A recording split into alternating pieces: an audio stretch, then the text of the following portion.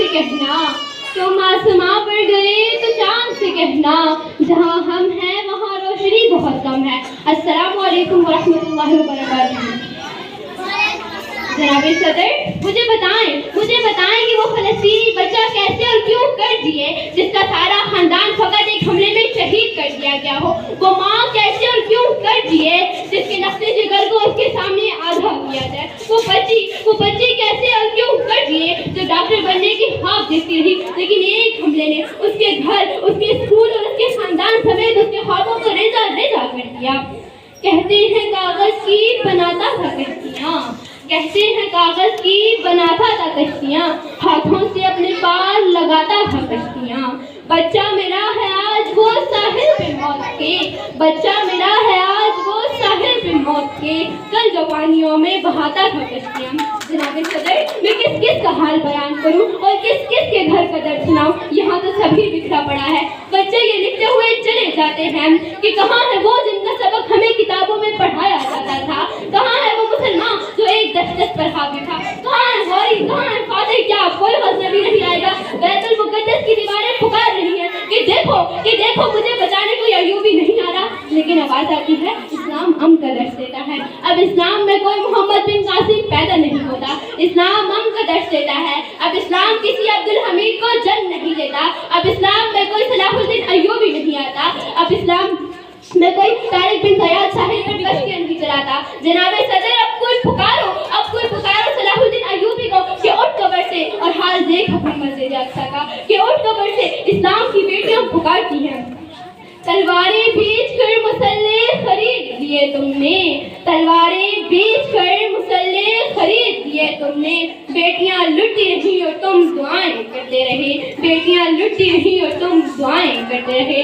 मगर अफसोस, सद अफसोस कि हम भूल चुके हैं कि फिजाए बद्र पैदा कर फरिश्ते तेरी नुसरत को, फिजाए बद्र पैदा कर फरिश्ते तेरी नुसरत को, उतर सकते हैं गर्दों से कतार अंदर कतार भी।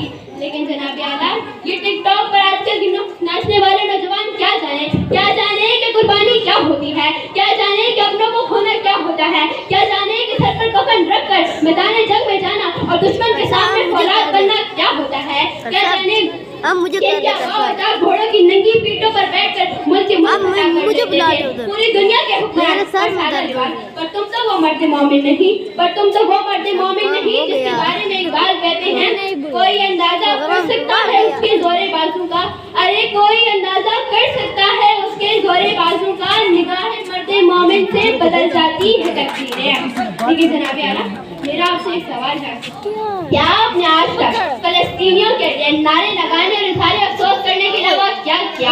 इज़हार अफसोस तो सबको करना आता है। आप हुकूमत को छोड़े, हुकूमत तो जब कहेगी हम अल्लाह अकबर का नारा लगा कर जाएंगे, लेकिन आपने आज तक क्या किया? क्या आपने इसराइल को बायकॉट किया?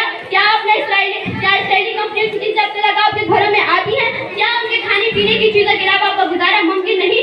बातें तो सबको करना आती हैं, इज़हार अफसोस तो सबको करना आता है, लेकिन पता तो तब चलता है जब इम्तिहान का वक्त आता है। और जनाब आला, लोग सवाल उठाते हैं कि एक के करने से क्या होता है, लेकिन ये सब जानते हैं कि कतरा कतरा मिलकर भी दरिया बनता है। आप सबको छोड़े, आप अपना बताइए कि आपको ज़मीन गवारा करता है कि आपके दिए हुए पैसों से फलस्तीनियों को तबाह करने के लिए बम बारूद खरीदे जाएं, उनकी लाशें गिराई जाएं? क्या आपको ज़मीन गवारा करता है? और आखिर में इसराइल, मैं अपनी जुबान गंदी नहीं करना चाहती, फकत इतना कहूँगी, बिस्तर पर पड़े थकान निकलेगी तेरी, बिस्तर पर पड़े थकान निकलेगी तेरी, खुल खुल के सितम के खेल खेले तूने, घुट घुट के जिस्म से जान निकलेगी तेरी, खुल खुल के सितम के खेल खेले तूने, घुट घुट के जिस्म से जान निकलेगी तेरी।